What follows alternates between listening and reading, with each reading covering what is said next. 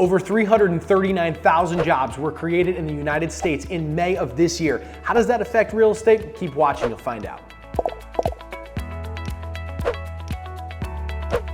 Well, jobs are the big topic of discussion right now as the US watches that unemployment rate like a hawk. What they're doing right now is they're looking at inflation and they're looking at how to control it.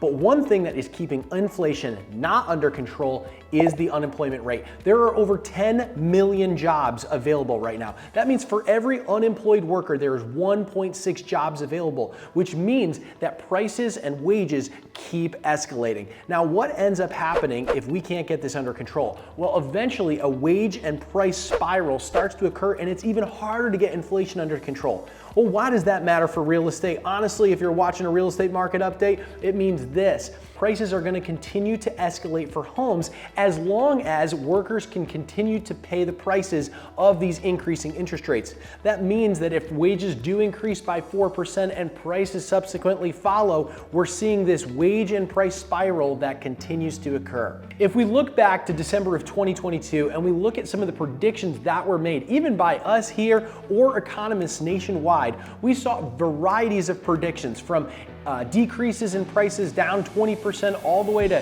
single-digit appreciation, which is what we indicated. Well, right now what's happening? Single-digit appreciation for most areas across the country. And why is that? It's simply due to there not being enough houses. So this month's market update is all about new construction. New construction has been a topic which many people have not broached for quite some time. Why is this? After 2008, many builders actually went out of business. So what ended up happening was all the new inventory or new homes that needed to be built for a growing population stopped happening, or let's just say extensively slowed down. So now we're at a point over 15 years later where we really do need those new homes to have been built, and we need even more homes. And now we're at a deficit of still about 5 million homes throughout the United States. What does that mean for retail pricing, meaning homes that are already built? Those prices continue to escalate.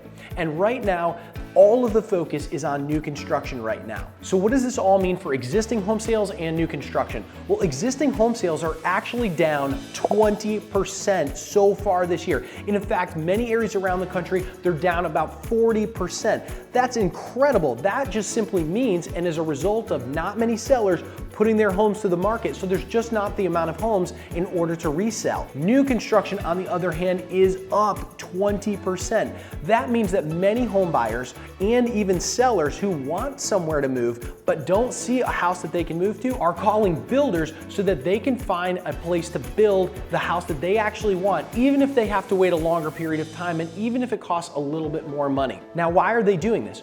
Well, if you're not familiar with many new construction lending products, you can actually build a home right now and have your interest rate at a certain amount and only pay the interest on that loan, meaning you'd only pay whatever the bank would charge you for that loan without any principal. Why would you do that? Well, during the course of the construction of the property, many times an interest-only loan will allow you to keep your payment as small as possible while the property is still being built. Then when the property is built, you're able to put your home on the market, and many sellers are seeing a really high return on their investments of their existing home because the market's been so hot. So what happens to all of the costs of this new construction? Well, yes, prices have escalated since COVID, and homes do cost a bit more to build. However, in contrast to the rising prices of existing homes, it's actually very palatable for many home buyers out there. Another great benefit with many of these new construction loan products is that many of them have what's called a float down, which means that if you lock in at a 7% interest rate, but rates end up cooling over the time that you build the property, maybe that's 9 months or a year, down to 6%, your interest rate will actually be 6% when you close the loan and you start making your regular mortgage payments.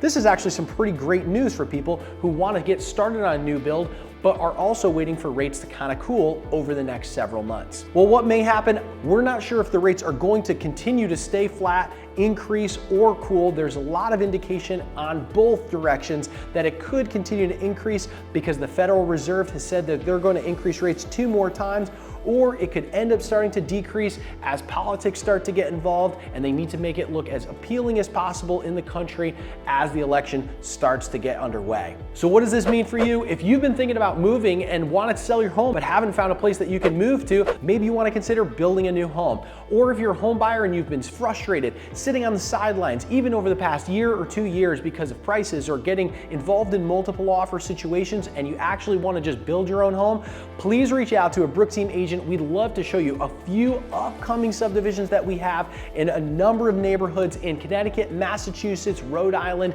and in Florida. We're thankful so much for you watching these videos and staying in tune with what's happening in the real estate market. For anything that has to do with buying, selling, investing in real estate, we're your team. Thanks so much. And now here are the real estate numbers for what's happening in Connecticut, Massachusetts, Rhode Island, and in Florida.